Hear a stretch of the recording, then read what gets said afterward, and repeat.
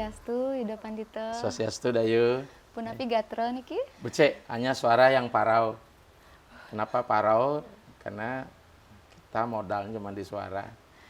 Jadi sebagai dosen bicara lewat media Zoom juga pakai suara. Kemudian memberikan Dharma Wacana lewat media pakai suara. Menyelesaikan upacara mau puja juga pakai suara. Jadi saya harus memperkuat dewa iswara saya. Jadi benar nih Kak Ida, tiang wau mengikuti Ida Nyeriya Srawana. Jadi tiang dengar lantunannya merdu. Tiang hanyut di sana. Tiang dengar, oh mungkin niki Ida memang benar-benar melaksanakan pranayama seperti ini kan pengaturan napas. Tapi suaranya semoga tetap bagus nggih Ida. Terima kasih Dayu. Karena umat sangat membutuhkan. Karena kita harus berguna bagi yang lain, bukan untuk diri kita saja. Patut.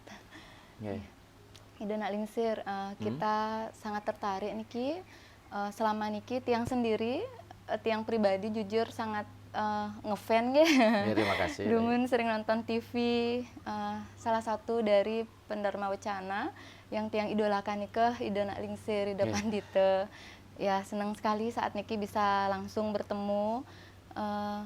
Kita ingin menggali profil Ida, mungkin bisa menjadi gambaran apa sih baik buruk. Jadi kita yang menonton, yang menyaksikan bisa tahu bahwa mungkin hidup ini tidak selalu berjalan mulus, ada suka duka yang dilalui.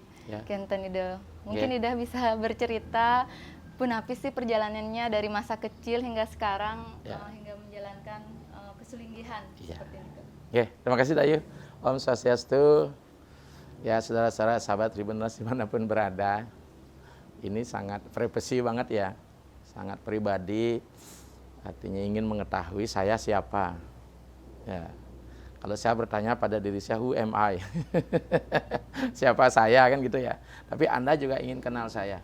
Tapi sebenarnya kalau kita bicara masalah tentang keberadaan, saya selalu berpikir bahwa sesungguhnya sejarahlah yang menjadikan seseorang itu mau berada pada tingkat kemajuan maupun kemunduran. Jadi sejarah itu penting. Maka apa kata Bung Karno, kita jangan lupa pada sejarah, jangan lupa pada jas merah. Minimal sejarah diri kita pribadi. Kita sering mengingkari sejarah, kemudian kita memotong sejarah itu, ya kan? Demi kepentingan diri kita. Jadi kita sejarah ini harus diungkap secara jujur. Ini penting sekali saudara dimanapun berada. Sejarah itu adalah sebagai satu bagian yang membentuk kejadian kita, mengkonstruksi kita hari ini. Baiklah, kalau memang dari seperti itu, tapi tidak ada maksud saya untuk membesarkan diri saya, karena saya bukan siapa-siapa. Ya, sama kata Shakespeare, apalah arti sebuah nama? Apalah arti seorang Ida Pandita ini? Yang mungkin dikatakan sulungih milenial begitu ya. Ya karena kebetulan saya memang usia saya memang masih muda. Banyak yang ingin tahu Ida. Ya banyak yang ingin tahu. Saya cerita dari kelahiran saya walaupun saya tidak tahu kapan saya dilahirkan. Nah, ini cerita orang tua. Saya tepat dilahirkan berdasarkan penanggal Masehi itu 5 Mei 1966. Ya. Kalau hitungan GMT saya lahir hari Kamis. Tapi perhitungan dedauhan menurut Bali saya lahir hari Rabu, Umanis. Tepatnya pada Uku Wraspati Paing, kalau penanggal Masehi Perang Bakat. Nah, tapi karena saya lahirnya itu sekitar jam, kata ibu saya tanya itu adalah jam 3.15 dini hari saya lahir. Di sebuah rumah sakit, kebetulan ibu adalah karyawan rendahan, PNS rendahan, di Rumah Sakit Angkatan Darat, tepatnya di PB Sudirman. Di Sudirman. Daerah Sadir Rumah Sakit Angkatan Darat. Jadi saya lahir di situ dibantu oleh seorang bidan yang bernama Ibu Mekto, orang Jawa. Nah, konon dalam sejarah kelahiran saya adalah anak yang beda dari anak kelahiran yang lain. Satu, usia kandungan ibu saya memasuki 11 bulan baru saya lahir. Wah, Niko sudah lewatnya. Sudah lewat, expired mestinya saya ini. Nah, itu ya. Kemudian begitu lahir, konon saya tidak menangis. Itu pasti sudah takut sebenarnya ya sebagai orang tua. Ya takut, jangan-jangan nih kolok jadinya kan. Sampai katanya tubuh saya dibalik ya. Kemudian kepala di bawah, pantat kaki di atas. Pantat saya katanya ditepuk. Piye dong le, nangis le gitu kan. Ini cerita ibu saya memang ingin menggali itu. Ya. Nah, kemudian reaksinya nih, Pak? akhirnya sejam kemudian baru saya menangis. Padahal menurut kepercayaan kita ketika orang dia lahir menangis itulah dia sebenarnya sengsara kan itu. Karena tangis itu kan sengsara, tapi ada juga tangis bahagia kan. Nah, itu. Nah, di sini kemudian secara psikologis ya menangis itu kan secara organ tubuh dia bahwa orang menangis itu kenapa baru lahir menangis? Karena ada organ yang bergerak. Kaget, dihentakan untuk bekerja, jantung mulai bekerja, paru-paru kan. Ketika di dalam kan enak aja menerima seperti bertapa ada di dalamnya. Mungkin itu. Atau saya melanjutkan tapa saya lagi dia diem gitu. Tapi sekarang ada banyak bicara kan. Nah, ini. Seiring dengan perjalanan waktu karena terus terang ayah saya meninggalkan saya ketika ibu saya mengandung saya sekitar usia 6 bulan. Jadi saya lahir tanpa ayah. Ibu bersaudara berapa nih? Saya sendiri. Saya anak ya? pertama. Saya ditinggal ayah sekitar kandungan umur 6 bulan. Sehingga ibu saya mungkin pada waktu itu agak shock sedikit. Bayangkan ketika kandungan sudah ya usia yang begitu, ayah meninggal. Berarti perasaan ibu saya mungkin masuk ke dalam diri saya. Saya sebenarnya orang yang perasa sekali. Karena bagaimanapun ketika seorang istri hamil, laki-laki harus menjaga perasaannya. Tapi karena ayah sudah meninggal, bagaimana dia bisa menjaga perasaan istri? Cukup peristiwa kematian ayah saya juga menjadi hal yang terpukul bagi ibu saya. Dalam bahasa saya ini adalah anak yatim ya. Anak ubuh dalam bahasa Bali. Tapi syukur tidak ubuhan Dayu. Saya sering bilang seperti itu ya. Artinya memang sudah perjuangan. Sudah perjuangan. Mungkin kan begini, tidak ada sesuatu terjadi dengan kebetulan kalau kita bicara masalah karma. Mungkin saya harus menerima realita dan kenyataan seperti itu. Tapi kita tidak usah sedih, kan kita lahir kan nggak tahu. Nah kemudian seiring dengan mungkin karena perasaan ibu saya tertekan, ditinggal oleh suami, ini menyebabkan saya ketika lahir itu sakit-sakitan. Saya sulit bercerita. Ibu saya cerita, ketika saya 3 bulan saya sudah mati. Umur 3 bulan? Ya sudah akan siap dibungkus. Saya mengalami kematian, karena sakit terus. Hanya syukur waktu itu ibu saya kerja di rumah sakit. Saya terbawa emosi saya ya, walaupun kita cerita sejarah. Soalnya saya sudah lama lupakan ini, tapi karena Dayu ngorek lagi saya sampaikan ini. Syukur ibu saya kerja di rumah sakit, begitu sakit di rumah, enggak karuan, enggak jelas, nangis terus, dibawa ke rumah sakit, diam. Sampai akhirnya rumah sakit menjadi tempat tinggal katanya. Karena lama ya karena kalau dibawa ke rumah pasti sakit. Ada apa? Ada gangguan dan kita tidak tahu. Sakitnya kan. Seperti apa? Macam-macam, nangis nggak karuan gitu. Nah, kembali pada agama ini pasti orang bicara masalah magis kan. Akhirnya pas itu pulang, bawa rumah sakit, keadaan terpaksa kan, ke rumah sakit sudah sembuh, bagaimana mau dilanjutkan opname di sana? Dibawa pulang, pas itulah menjelang 3 bulan itu saya memang dibesarkan, dilahirkan di Denpasar kan, kita lahir di asli dari lebih. Sakit apa sebabnya? Satu kan gitu dia sakit-sakitan itu karena memang yang reinkarnasi pada saya sama sekali tidak mau dibuatkan upacara di Denpasar.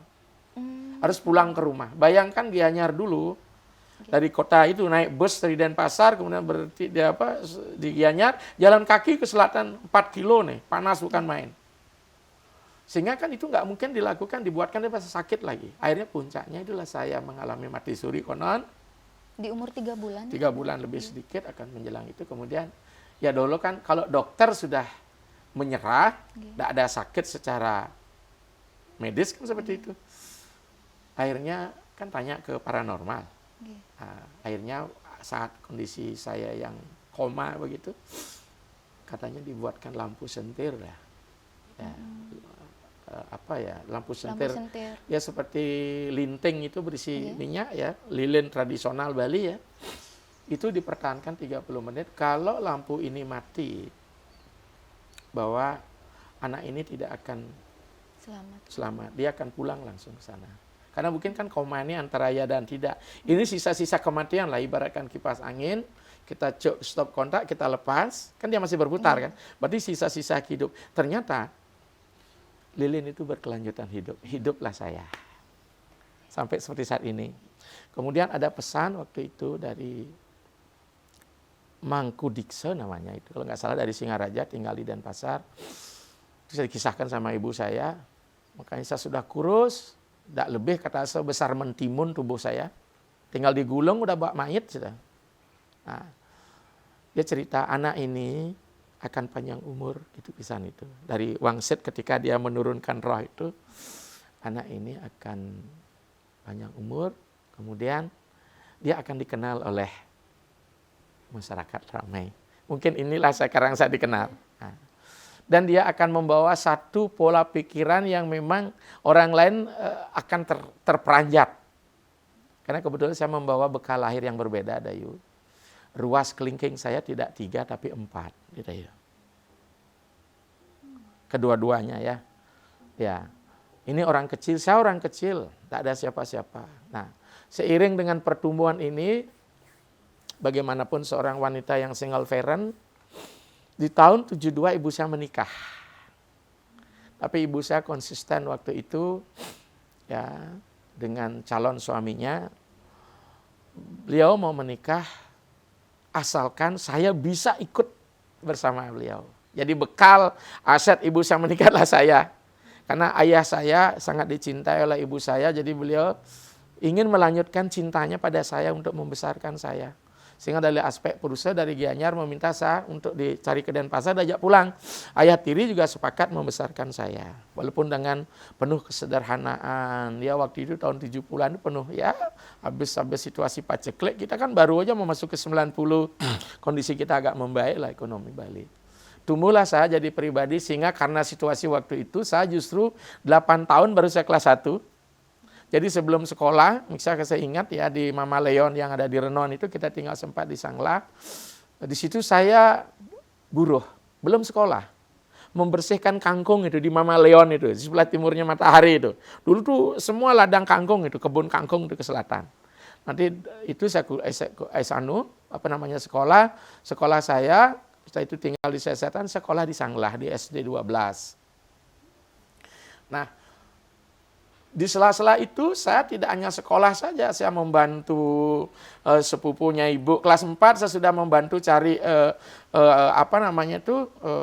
bahasa Balinya itu wot pesak itu. Apa namanya ya? Ketak. Gabah. Bukan, wot pesak itu kulitnya ini beras. Apa namanya? Sekam ya, waktu saya ingat sekam. Ya ini babi guling rebo ini juga saya punya ini.